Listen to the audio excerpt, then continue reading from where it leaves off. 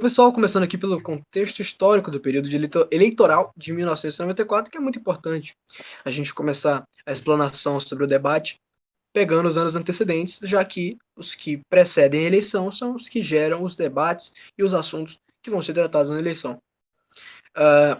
Antes de tudo, vou começar falando do governo Fernando Collor de Mello, que foi um fracasso completo e foi sucedido pelo governo Itamar Franco, que é resultado do impeachment do governo Fernando Collor de Mello. Uma das medidas do governo Itamar que mudaram para sempre a política nacional foi colocar o Fernando Henrique Cardoso como ministro da Economia, sendo esse o criador do Plano Real, o primeiro plano monetário que funcionou na história desse país, colocando o Brasil pela primeira vez na história como um player importante na economia mundial. O Brasil agora era relevante mundialmente. Um ponto importante dessa eleição é que é a segunda eleição do PT. O Lula, que já vinha perdido para Fernando Collor de Mello, vinha confiante para essa eleição, tanto por ser sua segunda eleição, já ter experiência da eleição passada, por ter também o Collor sofrido impeachment, o Lula se via como principal candidato, só que ele ignorou o fato do Plano Real, que o PT foi contra.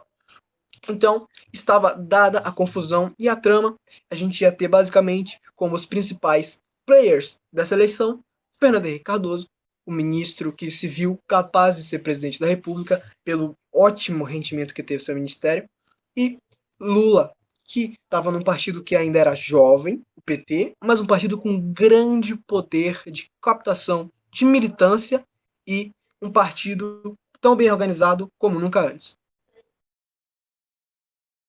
Governador Brizola, vai perguntar para quem?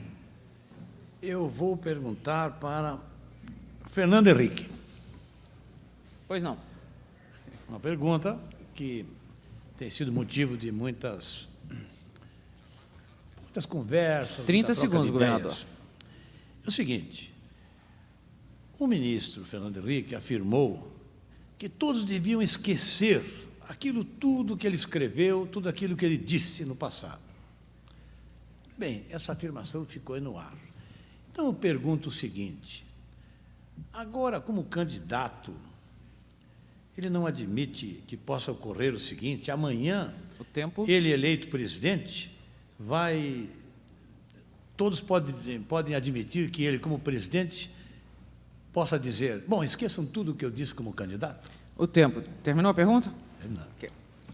De novo, governador Brizola, é lamentável que os seus assessores não o tenham informado precisamente dessa questão. Porque eu já várias vezes perguntei aonde eu disse isso, a quem eu disse isso. Nunca disse. Está na Folha de São Paulo.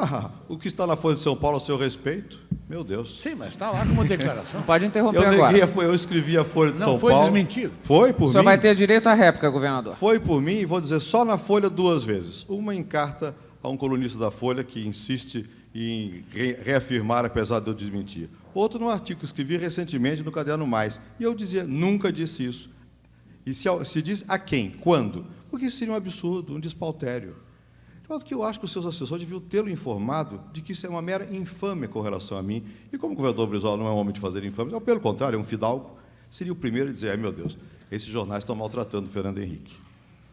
O senhor tem direito a 1 minuto agora. Na verdade, nós ouvimos esta explicação do senhor Fernando Henrique, claro que com todo o acolhimento, mas os fatos se encarregam de recolocar o problema. Porque ele está no Ministério e como candidato, pondo em prática um programa que está na linha do programa Collor. É uma linha neoliberal, segundo a interpretação de pessoas as mais credenciadas. Então, acontece o seguinte, que os fatos desmentem, pelo passado do ministro, como professor, como político. Eu mesmo tive o prazer de assistir a uma das suas conferências. Ele batia em cima, firme, do sistema econômico, do modelo econômico. Eu até assimilei essa expressão dele. Então, como é que agora ele assume um programa como este, que é o programa dos banqueiros, governador, que é o programa dos ricos, dos grandes grupos econômicos, daqui e de fora, quer dizer, da crosta dominante do país. Acabou o tempo, governador. O senhor tem 30 segundos. São suficientes. Se isso fosse verdadeiro, o povo não estaria, como disse o governador Brizola, me apoiando. Mas é o oposto. Pela primeira vez fizemos um programa, que foi o Plano Real, que quebrou a espinha dorsal da especulação financeira. A taxa de juros caiu. O orçamento da República ficou em ordem, de tal maneira que o governo não vai precisar, como até agora, estar submetido constantemente à pressão dos bancos, do capital financeiro.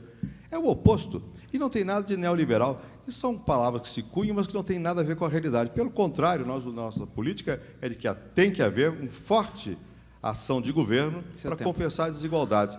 Essa é a razão pela qual, com toda tranquilidade, eu lhe digo, muitos falam e poucos fazem. Eu fiz. Eu ajudei a fazer um programa que mudou a economia brasileira em benefício da maioria. Seu tempo, senador. Palavras, o vento as leva. Sexto sorteado. Primeiramente, a gente tem que enfatizar que a nossa análise será feita a partir dos estudos de Schopenhauer sobre os debates, sobre as técnicas de debates. E, nesse sentido, nós vamos atribuir o que foi debatido, o tema, a forma como foi debatido a análise de Schopenhauer. Então, no primeiro momento, nessa primeira fala, nós temos a discussão de FHC e Brizola, em que, no primeiro momento, o Brizola, na sua primeira fala, ele comenta sobre essa questão de o FHC deixar de falar, deixar de tentar apagar um pouco do que ele falou no passado para tentar usar o agora, e ele tenta atribuir isso, quando ele estiver na presidência, apagar o que ele falou na campanha. Isso temos um ad hominem, um ataque à pessoa, um ataque ao valor do Fernando Henrique Cardoso nesse sentido. E posteriormente também nós temos o Fernando Henrique aplicando essa mesma tática ao falar sobre o que fala na Folha sobre o Brizola. E aí até saem uns risos da plateia, então puxando uma questão também de a pessoa se preocupar mais em ter razão para o público do que tê-la efetivamente. Ou seja, ela está tentando chamar mais a atenção do público do que realmente ter uma razão ali do que ele está falando. Isso também é uma forma de ter convencimento, de convencer as pessoas. Isso é muito importante a gente pautar. Em ambos os casos, quando eles usam essas falácias para atacar um ao outro ali, não sendo ataques pessoais realmente, mas ataques a alguns pontos de cada um ali, eles tentam chamar um pouco a atenção do público para uma forma de convencimento também. Em outra parte ali, na parte da alcunha feita ao FHC sobre ele ser neoliberal, nós temos ali o próprio Fernando Henrique, ele analisando o ambiente, o cenário público, o cenário político do país, em que era um cenário que tinha muita preocupação com essa questão do neoliberalismo, a população não aceitava esse projeto no âmbito nacional. Então, sabendo disso, o Fernando Henrique Cardoso, ele analisa, ele conhece o ambiente, sabe que o público não gosta disso, não gosta desse tema, então ele tenta escapar um pouco dessa alcunha para efetivar o apoio da população em um projeto não liberal. Exato, Edu. Queria pontuar aqui também sobre a fala do Brizola, que ele cita essa questão do neoliberal e o programa Collor. Ele relaciona o neoliberalismo com o programa Collor e ele cita isso como os especialistas falavam à época, uma coisa bem ridícula dessa fala dele, como se os especialistas restringissem a ver se o FHC está sendo ou não neoliberal, sendo que esse termo nem existe, mas isso vai ser explorado depois, como um programa de banqueiros e ricos, entende? Então, o FHC tinha uma linha mais desestatizante, por isso ele era taxado como um programa de banqueiros e ricos, entende? Que é uma questão, por essência, que é herdada desde a ditadura militar. O que aconteceu na ditadura militar? Nós tínhamos uma ditadura militar, um regime militar árduo, onde a esquerda mais radical pegava em armas, e a esquerda que era menos radical, ela puxava mais para uma linha da escola de Frankfurt, da escola de Gramsci, que é um negócio de entrar nas universidades, de estar nos livros e estar transformando as pessoas em comunistas sem que elas saibam. Então, a doutrinação se dava dessa forma e eles faziam com que as pessoas tivessem dentro das suas próprias mentes, de forma intrínseca, um pensamento comunista de recusa aos pensamentos de direita. Mesmo que os pensamentos de direita conservadores e liberais não tenham nada a ver com a ditadura militar ou com regimes autoritários, eles tentavam fazer essa ligação. Então, a partir daí, o direitista no Brasil começou a ser ligado com ditadura e autoritarismo. Por isso, a gente precisa fazer esse ponto para as pessoas entenderem hoje que falavam que ele era neoliberal como uma forma de xingamento. Tanto que o Fernando Henrique, quando se refere a neoliberal, ele fala que o Brizola está chamando ele de palavras deste cunho, como se neoliberal fosse quase uma ofensa, um xingamento. Então, é basicamente isso. É uma herança da ditadura que foi herdada para frente. Ser direitista era ser autoritário. Por isso, a gente tinha tanta recusa e escassez no pensamento liberal e conservador nesse país. Algo muito importante de salientar aqui, para todos estarem por dentro do assunto e dando continuidade principalmente ao que o Eduardo falou, né? O que estava acontecendo na época, do porquê as privatizações estavam tão em pauta assim no discurso, no debate do presidencialismo, o que estava acontecendo por causa do medo das privatizações, e é algo muito simples de explicar. Nessa época, a Argentina tinha acabado de abrir o seu mercado às empresas estrangeiras e a Argentina acabou entrando em uma grave crise. Muitos pensadores, estudiosos de esquerda ou estatistas usam desse período histórico para dizer que abrir o mercado é um grave erro. Porém, o que muitos não sabem, ou pelo menos omitem, é que os argentinos eles cometeram aquele grave erro que muitos alertam desde cedo, que é a abertura de mercado de forma agressiva, certo? A abertura de mercado de forma agressiva é algo muito diferente da abertura de mercado de forma gradativa, que é algo que a maioria dos pensadores liberais e principalmente conservadores defendem, né? Para não ficar preso exclusivamente a esse pensamento liberal, conservador, de direita, eu vou então pegar um pensador de esquerda muito famoso dentro da geografia nacional, Milton Santos. O próprio Milton Santos era um pensador de esquerda, né? Muito querido por universidades como a USP, a Unicamp, que tem um pensamento mais de esquerda. O próprio Milton Santos era um homem que defendia a abertura de mercado de forma gradativa. O próprio Milton Santos não tinha essa visão estatizadora de supernacionalismo, de fechar o mercado. Não, o próprio Milton Santos defendia que o mercado devia ser aberto de forma saudável e gradativa. Que o mercado ele estivesse a favor das questões sociais, a favor do cidadão. O cidadão deve estar no centro das instituições e não o mercado, né? E o que os argentinos fizeram foi algo totalmente errôneo, tolo, né? Que a gente pode ver que a Argentina ela passou por esse curto período liberal, né, de governo, e logo depois passou por mais de décadas de governos de esquerda peronista e até hoje não soube conter essa crise. Então, será que o erro esteve incluso apenas nas privatizações? É claro que não. Houve um grave erro na forma que foi aberto o mercado e esse medo estava presente também no debate presidencialista de 1994.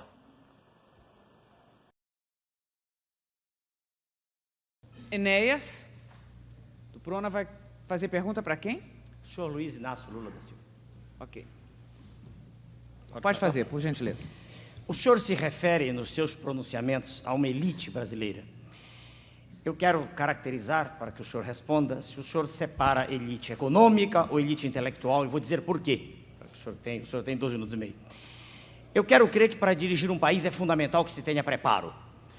Pelo que ouço e leio do senhor e quando o senhor se pronuncia, eu percebo que o nível de escolaridade do senhor é mínimo. Eu gostaria de que o senhor me respondesse se é fundamental para dirigir... Ok, está feita a pergunta.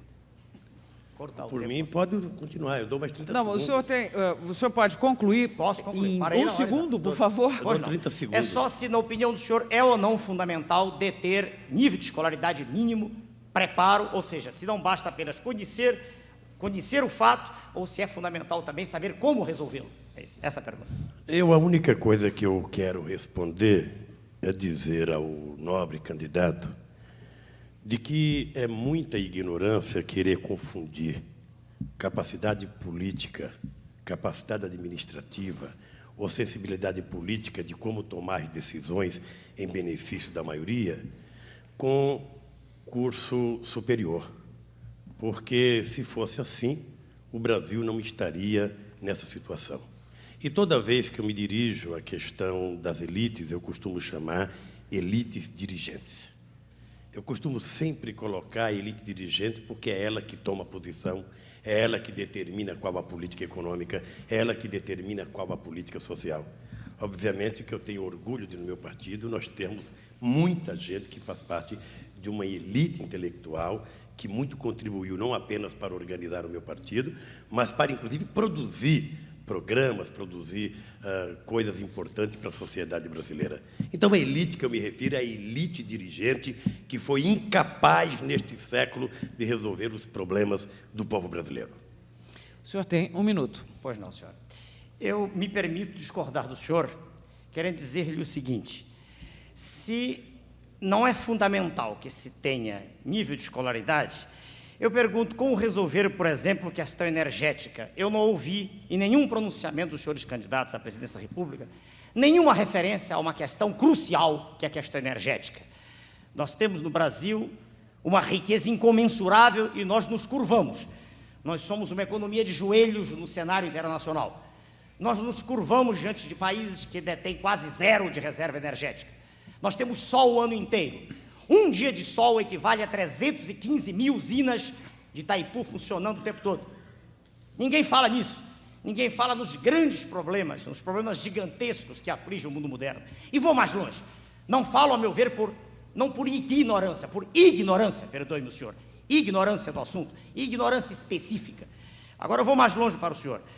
Eu defendo a tese, continuando o fato, que é fundamental haver preparo específico, porque para dirigir um avião existe formação. Por favor. Para dirigir um país também é fundamental. Você tem 30 segundos. Um preceito estabelecido importante para um debate a nível nacional. Até porque sabe que sou muito preparado, porque pouco conheço o Brasil como eu conheço, vê problemas como eu conheço e teve a competência de elaborar as propostas para tirar o Brasil da crise como eu conheço. Esse preconceito não é um preconceito contra o Lula, porque ele sabe que eu sou um vencedor. Eu escapei de morrer com fome antes de 5 anos de idade em Pernambuco, sobrevivi, criei o maior partido político de esquerda da América Latina e estou preparado para dirigir. O preconceito é contra a classe trabalhadora, porque alguns que estudam pensam que trabalhador tem que comer encoxo, andar maltrapilha e de macacão. Então, eu acho que esse preconceito é uma coisa de uma parte da elite brasileira. Terminou o tempo. Acabou. Nesse momento, então, do debate, a discussão entre o Enéas e o Lula, nós temos aqui uma fala muito pontual do Enéas, que é muito importante a gente analisar, que Schopenhauer até menciona em sua obra a questão de que, além do mal, o homem nasce e morre vaidoso. O que isso quer dizer?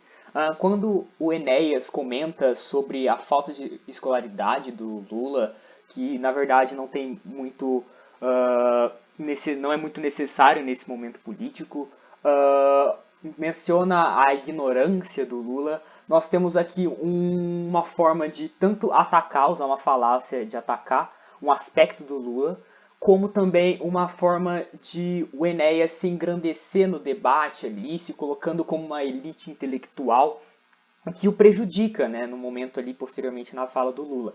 Nesse momento, então, o Enéas acaba sendo vaidoso, se relacionando com a ideia de Schopenhauer.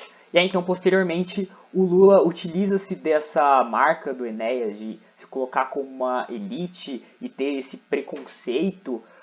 O Lula se utiliza dessa fala para se vitimizar ali, e ele acaba dominando ali essa parte do debate. Ele acaba puxando a luta para si, puxando ali aquele preconceito para si, e acaba, enfim, dominando mesmo o debate sobre o Enéas, que por ser muito vaidoso acaba atacando um ponto falho e tomando essa esculachada do Lula, por assim dizer, né? Exatamente. O Enéas, nessa parte do debate, ele decai num erro muito grande. Porque o quê? O cidadão brasileiro, ele tem uma facilidade bem maior em comprar vítimas. Quando você bate muito em um ponto baixo do seu oponente, ele não se torna mais vilão, ele não se torna mais oponente, ele se torna vítima. E esse discurso de vítima é muito facilmente comparado com pessoas que têm uma capacidade cognitiva mais simples, sem preconceito nenhum. O que acontece aqui é que o Enéas, ele ataca, como o Edu falou, a baixa escolaridade no Lula. E no Brasil, um país onde muitas pessoas têm baixa escolaridade, isso pode pegar mal. Foi uma fala que o Enéas tentou se sobrepor ao Lula intelectualmente para sair como sou preparado para governar o Brasil, como ele fala, mas o tiro saiu pela culatra, porque o Lula saiu por cima nesse debate, muito por cima. Porque o Lula ele conseguiu relacionar isso que o Enéas fala a uma elite dirigente que, mesmo sendo elite, de tendo escolaridade, conseguiu não produzir um bom país. Ele fala que, então, não vale de nada isso se você não tem capacidade de gestão. E ele fala aqui embaixo que conhece o Brasil como ninguém, que o preconceito do Enéas não é contra o Lula, porque o Lula é um vencedor. O preconceito do Enéas é contra os pobres, a classe trabalhadora, e que o Enéas faria parte dessa elite que tem preconceito com os pobres. Então, o Lula aqui, ele detona o Enéas, ele quebra o argumento do Enéas, bloquinho por bloquinho, que foi talvez até uma falta de sensibilidade política, que a gente acompanha muito no Enéas, que é uma falta de sensibilidade que é suprida na balança dessa discussão pelo Lula, porque o Lula tem uma sensibilidade política gigante, o cara consegue encontrar falhas, ele consegue relacionar com o que ele quer dizer e ele se comunica bem com o seu público-alvo, que é justamente o público que ele tenta fazer com que o Enéas ofenda, ele tenta ligar a fala do Enéas a uma crítica à classe trabalhadora, e por isso o Lula sai muito bem e vence o Enéas nessa parte do debate. O Lula se torna uma vítima e assim ele compra o trabalhador. Coisa muito importante se perceber nesse debate, e agora eu vou estar me distanciando um pouco do Eduardo e do Kenar, né, é em relação de você perceber que muitos desses candidatos, eles apresentam um discurso muito nacionalista, um discurso muito estatista, né, como o Enéas, o Lula e o próprio Brizola, né? E o discurso de enaltecer a nação é um discurso que a população brasileira também compra muito facilmente. O caso do próprio Bolsonaro, ele surfou muito nisso, né? E o problema é que aquele negócio, o discurso demagogo ganha qualquer um, só que na prática é outra. Um dos grandes problemas desses candidatos defendiam o fechamento do mercado. E qual o problema disso? Quando você fecha o mercado, a economia interna ela diminui. E com a economia interna diminuindo, a demanda diminui junto. E como a demanda baixa, uma moeda fraca, você não tem poder nenhum internacionalmente. O seu poder, a sua relevância internacional cai, né? O exemplo disso é a própria Coreia do Norte. A Coreia do Norte não tem relevância nenhuma internacionalmente, tirando as bombas nucleares dela. Mas, economicamente, a Coreia do Norte é um nada. Se ela for excluída do mundo amanhã, ela não faz falta nenhuma. Muito por conta que ela segue essa questão do fechamento do mercado, né? Eu vou dar o exemplo aqui, de novo trazendo em pauta o livro de Milton Santos, Por uma Outra Globalização, quando ele fala da questão do conflito entre a nação ativa e a nação passiva.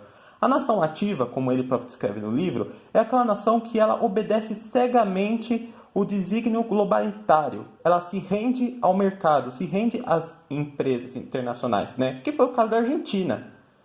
Já a nação passiva é aquela que sabe cooperar a população junto com a economia e as estruturas internacionais, as empresas internacionais. Um exemplo disso é a própria República Dominicana, que vem se destacando internacionalmente, que vem ganhando relevância internacional, vem se tornando um governo presente na América Latina, um governo exemplo na América Latina, porque soube, né, coordenar, dar auxílio às suas empresas nacionais e as empresas estrangeiras. O Estado soube auxiliar, sobre dar o espaço devido às empresas de cooperar dentro do seu país e fazendo aquilo que o Milton Santos tanto defendia na nação passiva, que é aquela onde o cidadão ele é o centro do país e não as empresas, que é o caso da nação ativa, que foi o caso da Argentina. Vemos dois exemplos, né, de países que adotaram o liberalismo econômico, e um da forma correta e progrediu, está progredindo até hoje, e a Argentina, que vive decaindo, entra em governo peronista de esquerda, recai mais ainda, e assim vamos indo, né? Algo muito importante realmente que eu gostaria de trazer em pauta foi isso. Muito obrigado, daremos continuidade ao debate. Bom, a última bolinha, obrigada. A última é essa mesmo, Almirante Fortuna, vai fazer pergunta para quem? Perguntaria se o candidato Luiz Inácio já foi respondido 2 vezes ou não. Não, pode fazer. Pode fazer. Se refere exatamente àquilo que já foi apresentado aqui, a respeito do problema que o governador Leonel Brizola até levantou muito bem, nas telecomunicações, dizendo que Nos governos militares, as telecomunicações deram um salto gigantesco no Brasil. E, de fato, nós saímos em 63 da 46ª economia para a 8ª até 1981. Mas acontece que a tecnologia hoje ela é quase mágica, e ela depende do conhecimento. E o conhecimento reside numa base educacional que o Brasil não tem hoje. Vai levar muito tempo para construir. O Estado brasileiro está esgotado, totalmente esgotado. O telefone hoje no Brasil, por incrível que pareça, é um bem, não é um serviço. Como poderemos resolver esse problema se nós não abrirmos esse Estado no que diz respeito a que o indivíduo, o cidadão brasileiro, ele tenha o seu telefone e acompanhemos a tecnologia que é necessária para desenvolver o restante das telecomunicações. Isso é fundamental, essa visão, na minha opinião, é uma visão míope. Bom, em primeiro lugar, é importante dizer, e vou voltar a falar outra vez da elite dirigente brasileira, que é a única responsável pelo fato do Brasil não ter investido corretamente em pesquisa, investir em novas tecnologias. Hoje o Brasil virou exportador de cientistas. E a culpa não é minha, a culpa é da elite dirigente que não criou as condições objetivas. Enquanto o mundo desenvolvido investe 3% do PIB em ciência e tecnologia, em pesquisa no Brasil se investe apenas 0,8%. Portanto, nós jamais iremos poder participar desse avanço tecnológico.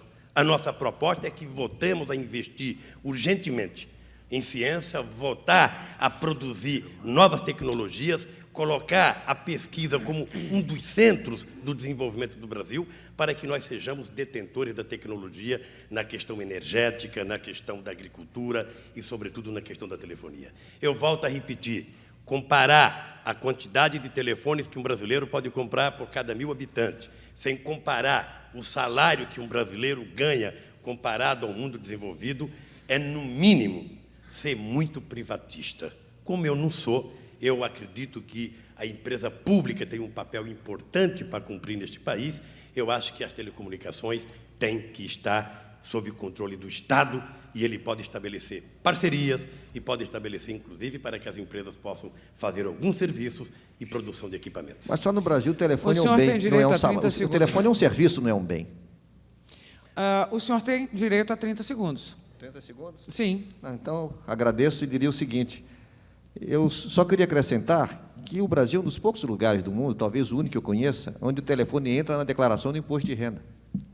Ele é um bem, ele não é um serviço. Ele sendo um serviço, nada tem a ver com o salário. A pessoa tem um serviço telefônico como tem da água, da luz, do esgoto. E é natural que ele tenha. Também, se ele não tiver esse mínimo, agora o telefone salva uma vida. O nosso problema é que temos o micro, numa necessidade mínima, que você precisa chamar num posto de saúde, precisa chamar uma ambulância, precisa chamar uma polícia para resolver o seu problema de segurança. E o outro aspecto é a tecnologia. Nós não podemos absolutamente nos colocar hoje, pensar que o Estado brasileiro pode fazer tudo. Não faz, como não fez e como não vai fazer. Essa visão abrangente, global, de uma tecnologia quase mágica, ela é fundamental na nossa compreensão e na compreensão de qualquer pessoa que se propõe a governar o país. Senão nós vamos para esse atraso, essa brecha do Muro de Berlim, nós vamos parar no quarto mundo. Esse quarto mundo sem retorno. E esse sem retorno, evidentemente, não é o que nós desejamos para nenhum brasileiro. Bem, nós chegamos aqui ao fim do 5º bloco desse primeiro debate. Muito bem, gente. Então, uma outra questão a se analisar nessa discussão, né, nesse momento do debate, nesse episódio, nesse corte, é que o Lula frisa novamente a questão da elite dirigente brasileira, que nesse momento o Brasil seria exportador de cientistas e que o Brasil não se integraria na elite da ciência e os seus avanços justamente por conta das elites dominantes, dirigentes, como ele fala, elites dirigentes, e que ele relaciona isso com a questão Estado e propriedade privada, com o privado e o público. O que ele faz aqui? Ele fala que o Estado tem que estar mais presente nessa questão da telefonia e não a iniciativa privada, porque a iniciativa privada entra onde dá lucro, e que, segundo ele, não daria lucro se entrasse em um lugar como, sei lá, a zona rural. Que é uma furada completa. A iniciativa privada vai aonde tem a demanda.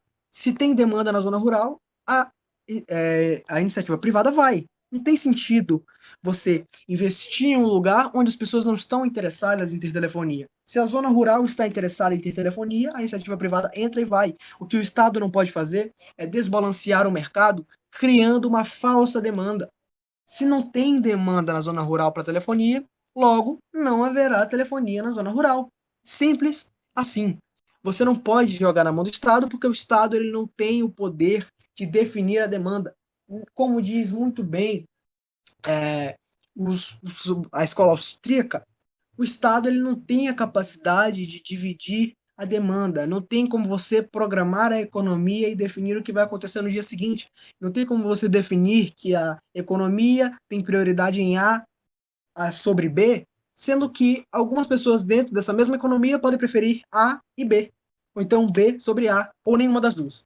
Então, é uma fala furada que cai sobre terra depois de um tempo, porque Fernando Henrique, ao privatizar, permite que os brasileiros todos tenham celulares. Se nós temos celulares hoje, muito se deve a Fernando Henrique. Então a gente nota aqui que essa fala do Lula é completamente furada e não se sustenta.